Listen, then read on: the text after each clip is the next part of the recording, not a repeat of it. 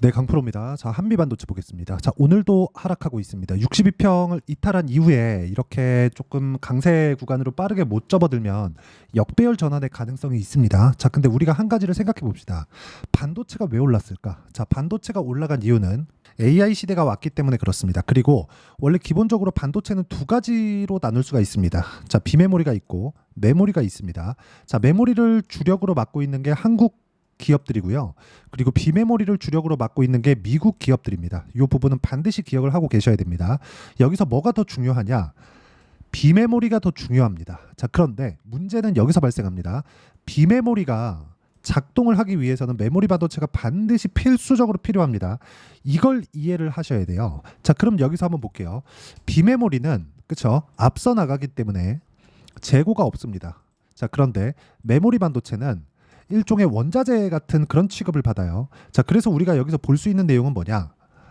메모리 반도체는 재고가 남습니다. 그래서 지금까지 한국 시장에서의 반도체 종목군들은 사이클 산업으로 분류가 됐었어요. 근데 미국 시장에서 물론 경기 상황에 따라서 엔비디아가 하락하는 상황, 그리고 인텔이 하락하는 상황, AMD가 하락하는 상황이 구간별로 나왔었던 건 사실입니다. 근데 이건 경기에 따른 문제지 재고가 많이 쌓여서 또는 재고가 많이 소진돼서 저가를 이탈하는 상황은 없었다는 겁니다.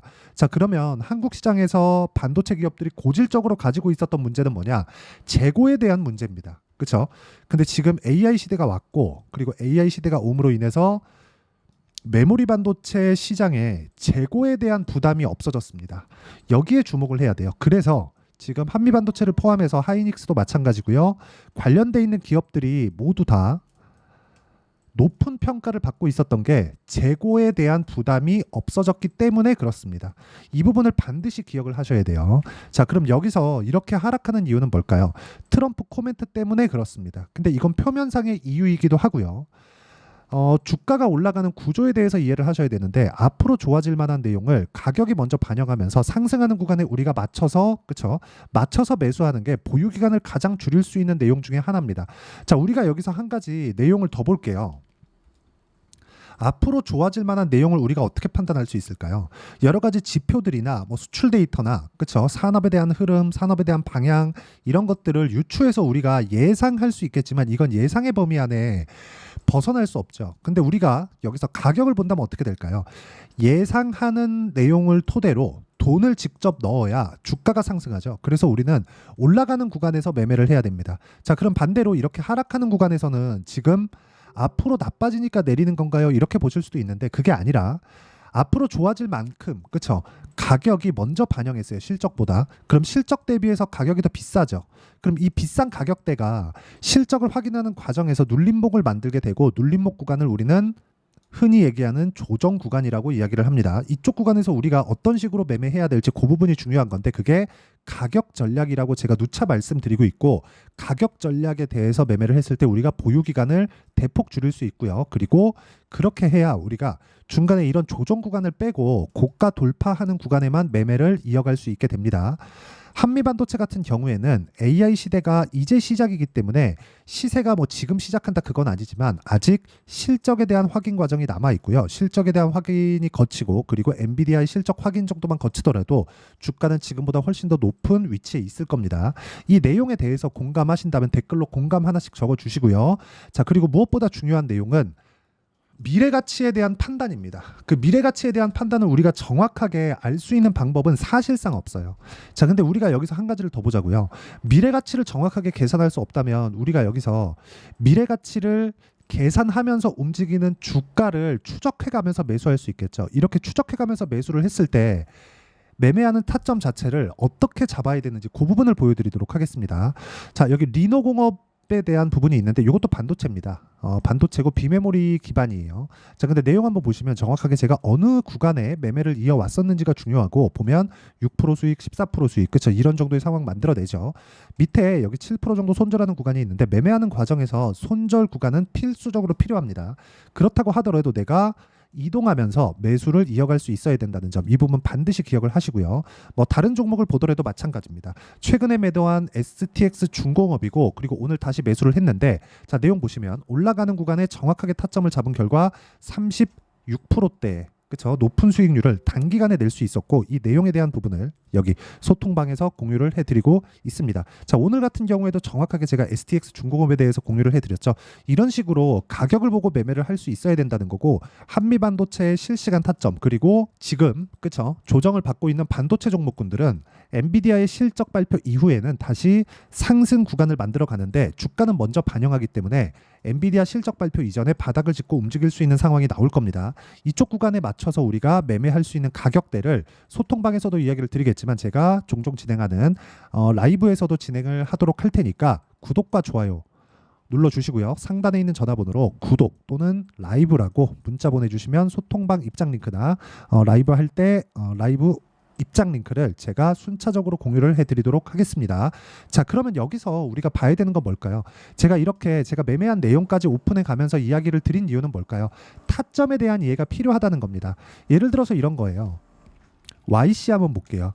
YC 같은 경우에 최근에 반도체가 약세 구간에 반등을 했죠. 먼저 조정을 받았기 때문에 그렇습니다.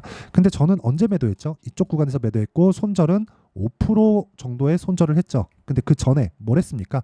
8% 수익, 17% 수익, 그리고 20% 수익. 그렇죠? 계속해서 수익 구간을 만들어내죠. 올라가는 구간에 공략을 했을 때 이렇게 수익 구간을 지속적으로 만들어갈 수 있다는 건데, 이렇게 매매를 하는 과정에서 내가 어떻게 가격을 잡아야 될지가 중요한 겁니다. 자, 그리고 또 중요한 내용이 있습니다. 이것도 한미반도체하고 굉장히 밀접한 연관이 있는데, 예를 들어서 오늘 급등하고 있는 재룡 전기입니다.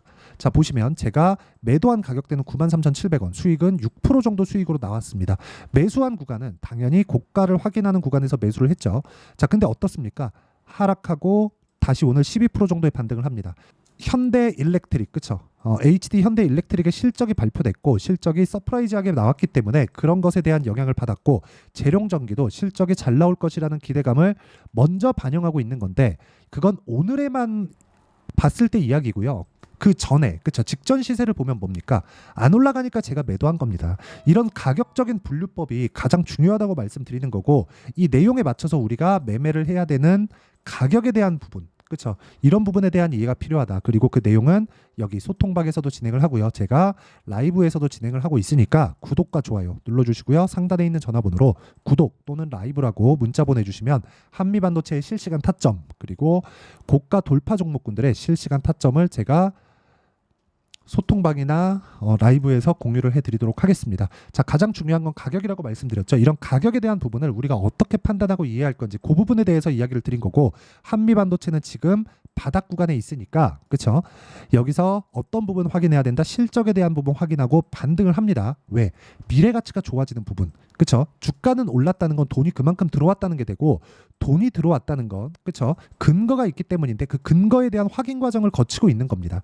이 내용에 대해서 공감이 된다면 댓글로 공감이라고 꼭 한 번씩 적어주시고요. 무엇보다 이렇게 가격 판단을 하는 이론적인 부분, 그 내용은 여기 한미반도체의 단기 보유 전략, 그리고 단기 보유 전략을 이용해서 한미반도체의 실시간 타점을 제가 문자로 공유를 해드리도록 할 테니까 상단에 있는 전화번호로 한미, 자, 한미라고 문자 보내주시면 실시간 타점 그리고 단기 보유 전략을 함께 공유를 해드리도록 하겠습니다. 자, 가장 중요한 건 우리가 어떤 식으로 가격을 판단해야 되는지인데, 그 부분에 대해서 꼭 한 번씩 생각해 보시고, 그렇죠?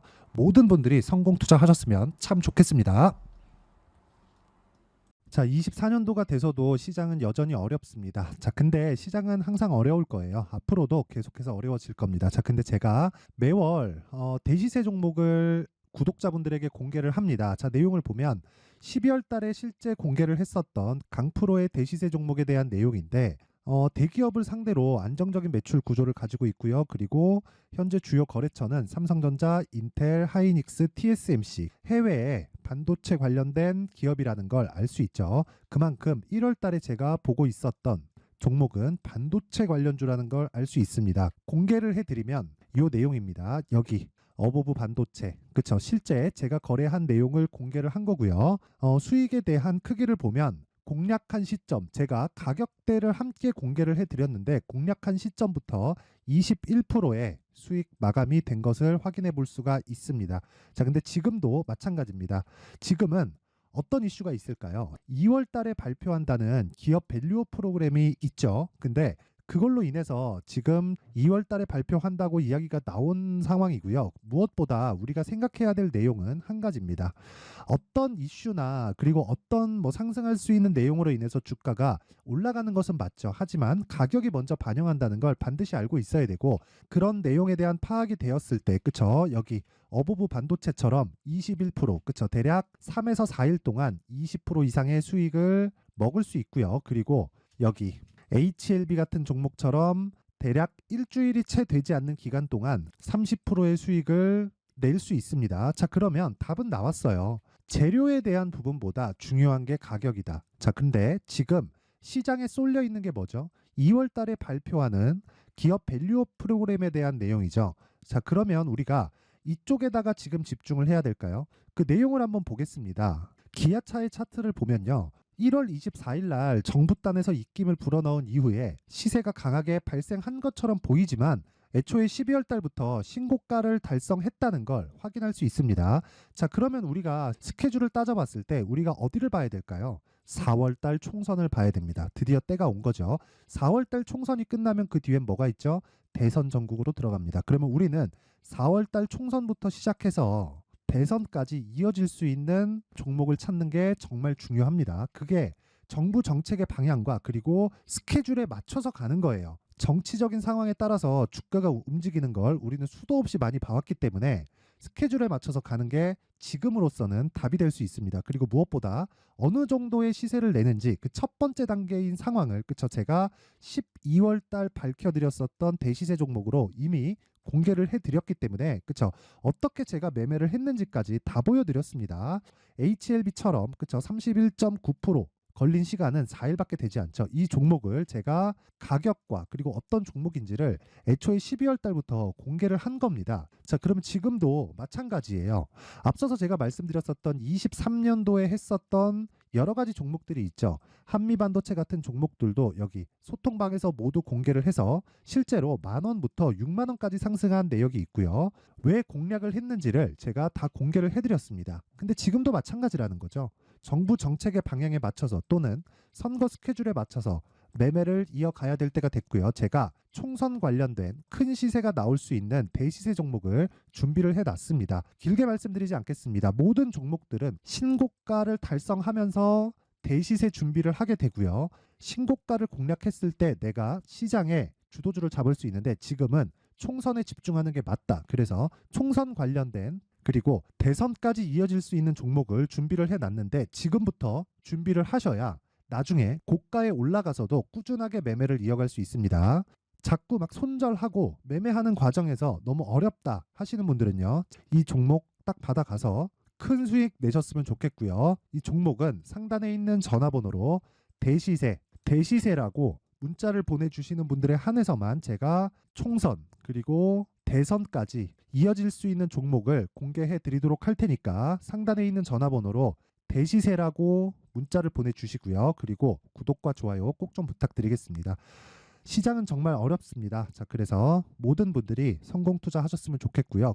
기본적으로 가격에 대한 파악을 하면서 큰 수익을 내셨으면 좋겠습니다.